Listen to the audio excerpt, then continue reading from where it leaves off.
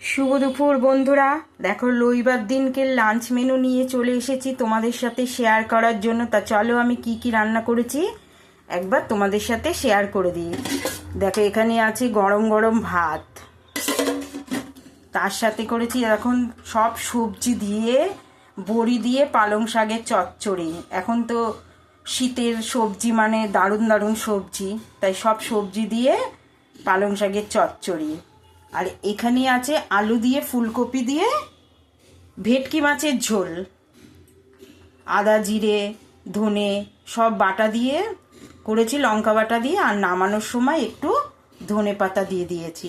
এই হচ্ছে ভেটকি মাছের ঝোল।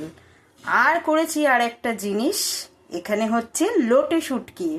জানি না তোমরা কে কে খাও, আমরা খাই। এখানে আলু দিয়ে বেগুন দিয়ে বেশি করে পেঁয়াজ রসুন দিয়ে একদম শুকনো শুকনো করে লোটে মাছের তরকারি করেছি, লোটে শুটকির।